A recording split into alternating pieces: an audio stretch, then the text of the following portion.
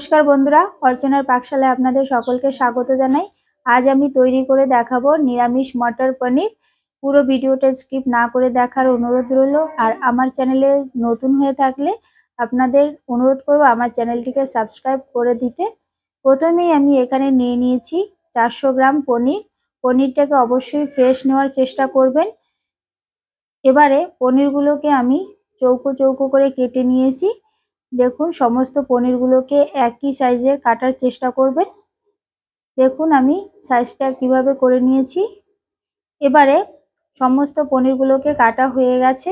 এর মধ্যে আমি 1 চামচ নুন দিয়ে দিলাম আর দেব সামান্য হলুদ গুঁড়ো।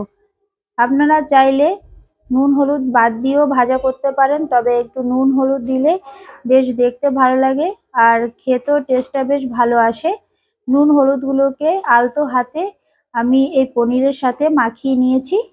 এবারে ফ্রাই প্যান বসিয়ে দিয়েছি ওভেনে। ওভেনটা গরম হয়ে যাওয়ার পরে দিয়ে দিলাম বেশ কিছুটা সরিষার তেল।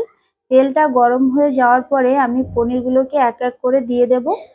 এই রেসিপিটি যদি আপনাদের ভালো লাগে তাহলে অবশ্যই আপনাদের অনুরোধ করবো এই চ্যানেলটিকে সাবস্ক্রাইব করতে। তার পাশাপাশি বলবো অবশ্যই লাইক করবেন আর কমেন্টসে জানাবেন কেমন হলো। পনিরগুলোকে আমি একটু উল্টে পাল্টে লাল লাল করে ভেজে তুলে নিয়েছি। দেখুন সমস্ত পনির ভাজা হয়ে গেছে। নিয়েছি দুটো মিডিয়াম সাইজের আলু ডুমো ডুমো করে কেটে, দুটো মিডিয়াম সাইজের টমেটো, 1.5 ইঞ্চি মতো আদা কুচি, কাঁচা লঙ্কা পরিমাণ মতো আর হাফ বাটি মতো নারকেল কোড়া আর 3 চামচ নিয়েছি চারমগজ। এবারে কড়াইয়ে তেল গরম করে সরিষার তেল দিয়ে আলুগুলোকে দিয়ে দিলাম। আলু দিয়ে তার মধ্যে 1 চামচ নুন দিয়ে দিলাম আর ঢাকা দিয়ে দিলাম। এর ফলে আলুটা ভালো ভাজা হবে আর আলুর মধ্যে নুনটাও ঢুকে যাবে, খেতে বেশ ভালো লাগবে। এবারে এক এক করে আমি মশলাগুলোকে পেস্ট করে নেব। প্রথমে নারকেল কোড়া আর চারমগজটাকে আমি পেস্ট করে নিয়েছি। এবারে যে টমেটোগুলোকে কেটে নিয়েছি সেই টমেটোটাকে আমি পেস্ট করে নেব আলাদাভাবে। আর এর লাস্টে দেব আদা কুচি আর কাঁচা লঙ্কা। সামান্য একটু জল দিয়ে পেস্ট তৈরি করে নিয়েছি। সমস্ত পেস্ট আমার তৈরি করা হয়ে গেছে। আপনারা চাইলে শিলনোড়ায়ও বেটে নিতে পারেন। এদিকে আলুগুলোকেও ভাজা হয়ে গেছে।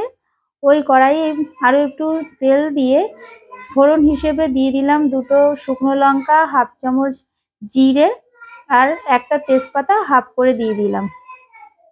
এবারে যে আদা আর কাঁচা লঙ্কার পেস্টটা করেছিলাম তার থেকে আমি দিয়ে দিলাম পেস্টটাকে। একটু নাড়াচাড়া করে টমেটো বাটাটাকেও দিয়ে দিলাম। টমেটো বাটা দিয়েও ভালো করে নাড়াচাড়া করে নিচ্ছি। এবারে বাটি ধুয়ে একটু জল দিয়ে দেব যাতে টমেটোর কাঁচা গন্ধটা চলে যায়, ভালো করে কষানোর জন্য। যখন তেল ছেড়ে আসবে এই পর্যায়ে হাফ চামচ হলুদ গুঁড়ো, 1 চামচ লঙ্কা গুঁড়ো, 1 চামচের 4 ভাগের 1 ভাগ দিয়ে দেব জিরে গুঁড়ো আর 1 চামচের 4 ভাগের 1 ভাগ দেব ধনে গুঁড়ো।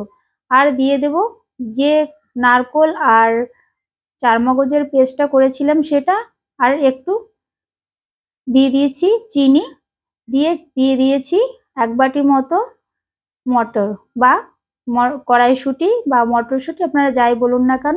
ভালো করে কষিয়ে পরিমাণ মতো জল দিয়ে দেব। জলটা ফুটে উঠলে আলুগুলোকে দিয়ে দিয়েছি। আলুগুলোকে মোটামুটি সেদ্ধও হয়ে গেছে আর মোটামুটি ভাজাও হয়ে গেছে। তাই অবশ্যই আপনাদের পরিমাণ মতো আপনারা জল দেবেন, সম্পূর্ণ আপনাদের পছন্দ অনুযায়ী। অনেকে ঝোলটা একটু বেশি পছন্দ করে, কেউ বা কম, সেই অনুযায়ী আপনারা ঝোলটা দেওয়ার চেষ্টা করবেন। এরপরে আমি পনিরগুলোকে দিয়ে দিয়েছি। একটু ফুটতে দেব মোটামুটি 3 মিনিট মতো। যেহেতু আগে থেকেই তৈরি হয়ে আছে তাই বেশি দরকার নেই দেওয়ার। এর মধ্যে যে ভাজা মশলাটা তুলে রেখেছিলাম ফোড়ন থেকে সেটা দিয়ে দিলাম সামান্য একটু চিনি আর ঘি আর দিয়ে দিলাম গরম মশলা। এবারে গরম গরম পরিবেশন করুন রুটি ভাত এর সাথে।